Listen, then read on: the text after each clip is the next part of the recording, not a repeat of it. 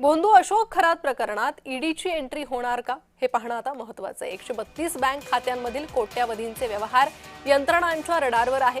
नाशिक शिर्डीतील मालमत्तांचीही चौकशी होणार आहे। खरातची समता पतसंस्थेत 100 तर जगदंबा पतसंस्थेत 32 खाती होती। 132 खात्यांमधून कोट्यावधींचे संशयास्पद व्यवहार झाले। जगदंबा पतसंस्थेत इतर लोकांचे कागदपत्र वापरून खरात स्वतः 32 खाती ऑपरेट करत असल्याचं पतसंस्थेचे व्यवस्थापक अविनाश कांडेकर यांनी कबूल केलंय। तर समता पतसंस्थेतील 100 खात्यांमध्येही मोठे गौडबंगाल असण्याची शक्यता आहे। कोट्यावधींच्या संशयास्पद व्यवहारांमुळे अशोक खरात प्रकरणात ईडीची एंट्री होण्याची शक्यता आहे। अधिक माहिती या संदर्भात घेणार आहोत आमचे प्रतिनिधी जयेश सावंत यांच्याकडून। जयेश, काय अधिक माहिती मिळते या संदर्भात? अनेक खाती होती खरातची, ज्या खात्यांचा तो नॉमिनी होता असंही समोर येतंय। तसं पतसंस्थेनंही कबूल केलेलं आहे। आता ईडीची एंट्री होणार का आणि त्या संदर्भात चौकशी होणार का? काय अधिक माहिती?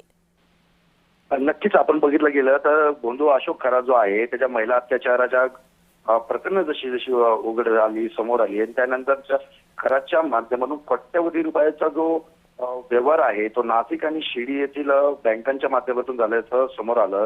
एकंदरीत आपण जर बघितलं तर यातील जगदंबा पतसंस्था असेल आणि समता नागरी पतसंस्था असेल यांच्यामध्ये जे 132 खाती आहेत त्यांच्या माध्यमातून जो कोट्यवधी रुपयांचा व्यवहार जो आहे तो आता पोलीस यंत्रणेच्या रेडारवर आलेला आहे आणि खरात जो आहे हा जवळपास 100 जे आहे समता बँकेतील खाते आणि जगदंबा पतसंस्थेमधील जे 32 खाते आहेत त्याच्यावर नॉमिनी असल्याचं समोर आलेलं आहे। आणि या ठिकाणी जो आहे तो संपूर्ण तपास जो आहे तो या ठिकाणी शिर्डी पोलीस करीत असताना काल चौकशी दरम्यान जे आहे जगदंबा पतसंस्थेचे जे व्यवस्थापक आहेत अविनाश कांडेकर यांनी या संदर्भात नॉमिनी असल्याचं जो कबुली दिली आहे।